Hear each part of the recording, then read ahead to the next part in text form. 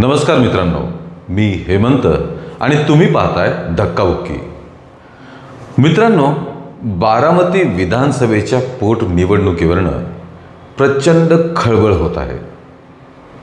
काल राष्ट्रवादीतर्फे म्हणजे एकूणच महायुतीतर्फे सुनेत्रा पवार यांनी आपला उमेदवारी अर्ज दाखल केला. जेव्हापासनं ही पोटनिवडणूक जाहीर झालेली आहे तेव्हापासनं ही निवडणूक बिनविरोधच झाली पाहिजे असा आग्रह जवळपास सर्वच पक्षाच्या नेत्यांनी धरला होता.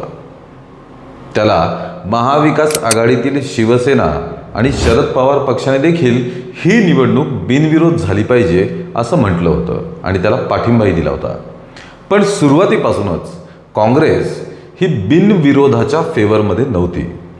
बघूया, पुढे ठरवता येईल, अर्ज भरण्याची तारीख आल्यानंतर बघता येईल, अशा प्रकारच्या प्रतिक्रिया काँग्रेस नेत्यांकडनं येत होत्या. आणि शेवटी काँग्रेसने सुनेत्रा पवार यांच्या विरोधात आपला उमेदवार जाहीर देखील केला.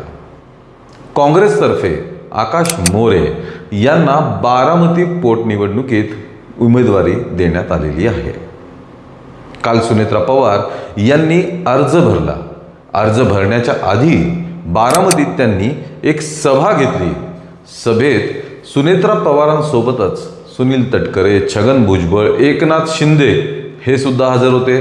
सर्वांनी भाषणं केली आणि सुनेत्रा पवारांना मोठ्या मताधिक्याने निवडून आणा, ज्याची गिनीज बुकमध्ये नोंद होईल, अशा प्रकारच्या प्रतिक्रिया दिल्या.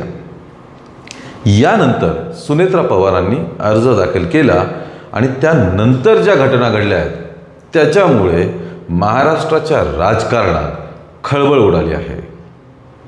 पार्थ पवार यांनी आपलं मत व्यक्त केलं आणि त्यावर काँग्रेसने अतिशय तिखट पलटवार केलेला आहे.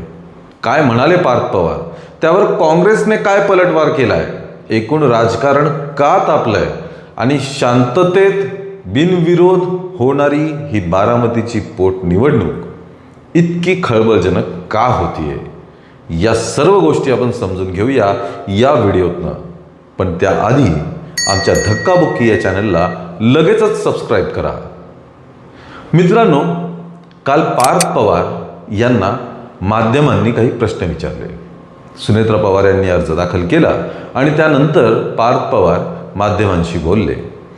साहजिकच पत्रकारांनी त्यांना विचारलं की तुम्ही काँग्रेसच्या काही नेत्यांना संपर्क केलाय का, ही निवडणूक बिनविरोध व्हावी यासाठी काही बोलणं झालंय का.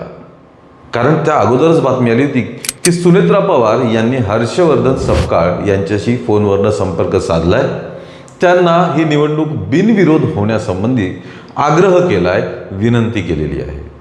पण जेव्हा पार्थ पवार या विषयावर बोलले त्यांनी थेट सांगितलं की आम्ही कोणालाही संपर्क केलेला नाही, आम्ही कोणालाही फोन करणार नाही. सुनील तटकरे हे तर इथपर्यंत म्हणाले होते की आम्ही काँग्रेसचे अध्यक्ष मल्लिकार्जुन खरगे यांच्याशी सुद्धा संपर्क करू, त्यांना ही निवडणूक बिनविरोध होण्यासाठी आग्रह करू. पण पार्थ पवारांनी अगदी या उलट प्रतिक्रिया दिली. पण त्यानंतर पार्थ पवार यांनी काँग्रेसवर जबरदस्त टीका केली. पार्थ पवार म्हणाले की काँग्रेस हा मोठा पक्ष आहे, त्यात नेतेसुद्धा सर्व मोठे आहेत, त्यामुळे ते निर्णय घेऊ शकतात. पण असा निर्णय घेणं हे अतिशय चुकीचं आहे. लोक हे विसरणार नाहीत. काँग्रेसला भविष्यात याचा त्रास होईल. काही वर्षांपूर्वीची काँग्रेस बघा आणि आत्ताची काँग्रेस बघा, त्यांची ही अवस्था अशाच निर्णयांमुळे आणि अशा विचारांमुळे झालेली आहे. आता महाराष्ट्रात काँग्रेसचा डाऊनफॉल होईल.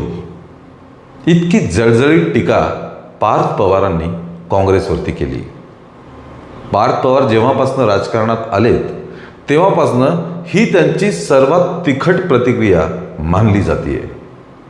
पण या नंतरचा भाग हा जास्त जळजळीत आहे. त्यांच्या या वक्तव्यावरती काँग्रेसतर्फे अतुल लोंढे, नाना पटोले यांनी सुद्धा प्रतिक्रिया दिल्या. पण महाराष्ट्र काँग्रेसने केलेली एक्स पोस्ट ही सर्वात जास्त चर्चेचा विषय ठरलेली आहे. या एक्स पोस्टद्वारे महाराष्ट्र काँग्रेसने अक्षरशः पार्थ पवार यांची लायकीच काढली आहे. आपण बघूया या एक्स पोस्टमध्ये महाराष्ट्र काँग्रेसने नेमकं काय म्हटलं आहे. आपल्या एक्स पोस्टमध्ये काँग्रेसतर्फे म्हणण्यात आलेलं आहे, धड भाषणही देता न येणाऱ्या कुटुंबियांच्या पूर्व पुण्याईवर आत्ताच खासदार झालेल्या मुलाने काँग्रेस पक्षाच्या डाऊनफॉलबद्दल बोलणं म्हणजे जरा जास्तीच नाही का झालं.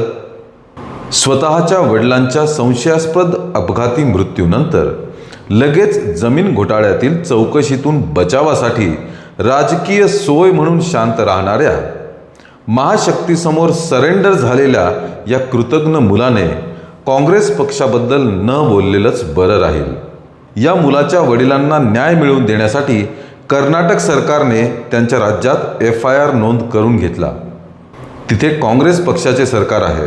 काँग्रेस पक्षाचे बारामती विधानसभा पोट निवडणुकीतील उमेदवार त्या संशयास्पद अपघाताचा महाराष्ट्रात गुन्हा नोंद करा, निवडणुकीतून माघार घेईल अशी मागणी करत आहेत. यावरही या कृतज्ञ मुलाने बोलायला हवे. अशा प्रकारची तिखट प्रतिक्रिया काँग्रेसने दिली आहे. मित्रांनो, पोट निवडणूक ही बिनविरोध होईल असं वाटत असताना या निवडणुकीचा राजकीय वाद हा इतक्या टोकाला येऊन पोहोचलेला आहे.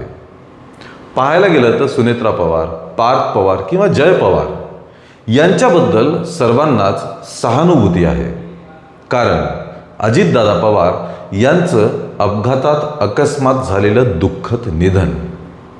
परंतु काँग्रेसने या बाबतीत आपली भूमिका अगदी सुरुवातीपासूनच स्पष्ट केलेली आहे. पार्थ पवारच्या टीकेवरती शरद पवारांनी सुद्धा अगदी बेताची प्रतिक्रिया दिलेली आहे. एका अर्थाने त्यांनी काँग्रेसला पाठिंबा तर पार्थ पवारवरती टीकाच केलेली आहे. शरद पवार म्हणाले की काँग्रेस पक्षावर टीका करण्यासाठी भरपूर राजकीय परिपक्वता असायला पाहिजे. ती पार्थ पवारमध्ये आहे का नाही हे मी आत्ताच सांगू शकत नाही.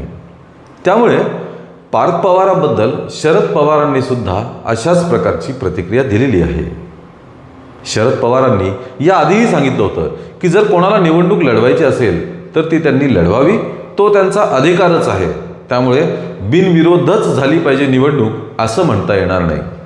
शिवसेनेतर्फे सुरुवातीपासूनच सुनेत्रा पवार यांना पाठिंबा जरी दिला असला तरी त्यांचं हे सुद्धा मत होतं की जर कोणाला निवडणूक लढवायची असेल तर त्यात वावगं काही नाही आहे.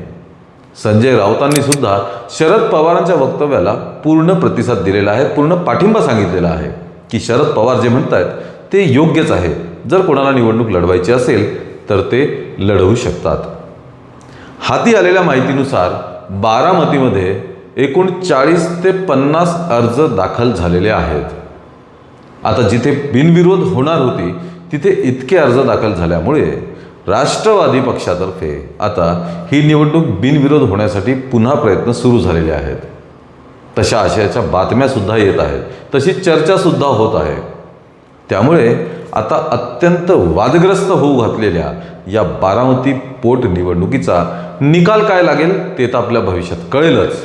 परंतु त्यावरनं तापलेलं राजकारण, त्यावरनं उमटणाऱ्या क्रिया, त्यावरनं तापलेलं राजकारण आणि येत असलेल्या प्रतिक्रिया यावरनं हा वाद मोठा होण्याचे चिन्ह दिसत आहेत. मुळात काँग्रेसतर्फे हे सुद्धा म्हणण्यात आलं होतं की सुनेत्रा पवार या काही राष्ट्रवादीच्या उमेदवार नाही आहेत, त्या महायुतीच्या उमेदवार आहेत, त्या भाजपतर्फे सुद्धा लढत आहेत. त्यामुळे विरोधकांना पाठिंबा देण्याचं काय कारण? त्यामुळे आम्ही लढवणार, आम्ही निवडणुकीत आमचा उमेदवार देणार हे हर्षवर्धन सपकाळ यांनी 2-3 वेळेस माध्यमांसमोर स्पष्ट केलं होतं. त्यामुळे तसा त्यांनी उमेदवार जाहीर सुद्धा केलेला आहे. आकाश मोरे यांनी स्वतःच माध्यमांशी बोलताना सांगितलं की जर अजितदादांच्या संशयास्पद अपघाती मृत्यूबद्दल गुन्हा दाखल होणार असेल तर मी माझा उमेदवारी अर्ज मागे घेतो. त्यामुळेच आता काँग्रेसतर्फे पार्थ पवारांवरती BJPच्या म्हणण्यानुसार तुम्ही काम करताय किंवा BJP समोर तुम्ही झुकलात, सत्तेसाठी तुम्ही झुकलात, अशा प्रकारच्या प्रतिक्रिया येत आहेत. मित्रांनो, या एकूण वादाबद्दल आपल्याला काय वाटतं? आपली काय प्रतिक्रिया आहे हे आम्हाला कमेंटमध्ये लगेचच कळवा. या व्हिडिओला लाईक आणि शेअर करा आणि आमच्या धक्काबुक्की या चॅनलला लगेचच आत्ताच सबस्क्राईब करा. धन्यवाद.